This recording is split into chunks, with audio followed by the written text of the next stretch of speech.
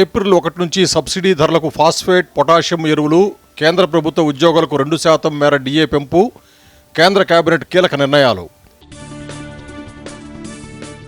Electronics రంగంలో ఆత్మనిర్భరత సాధించే దిశగా భారత్ 60,000 కోట్లతో ఎలక్ట్రానిక్స్ ముడి పరికరాల తయారీ పథకానికి గ్రీన్ సిగ్నల్.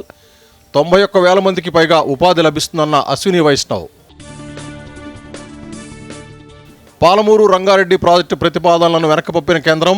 కోర్టులో వివాదం వల్ల రాష్ట్ర ప్రభుత్వ అభ్యర్థనకు నిరాకరణ. గల్ఫ్ బాధితులకు రాష్ట్ర ప్రభుత్వం ఎక్స్గ్రేషియా విడుదల. గల్ఫ్ మృతుల కుటుంబాల బ్యాంకు ఖాతాల్లో జమ చేసినట్టు వెల్లడి. అర్హులందరికీ కొత్త రేషన్ కార్డులు అందజేస్తామన్న మంత్రి ఉత్తమ్ కుమార్ రెడ్డి. రేషన్ బియ్యాన్ని అక్రమంగా తరలిస్తే కఠిన చర్యలు ఉంటాయని హెచ్చరిక. మయన్మార్, థాయిలాండ్ను వణికించిన వరుస భూకంపాలు. రిక్టర్ స్కేలుపై 7.7గా నమోదు. థాయిలాండ్లో అత్యవసర పరిస్థితి ప్రకటన. ఆపన్న హస్తం అందించేందుకు భారత్ సిద్ధంగా ఉందన్న ప్రధాని మోదీ.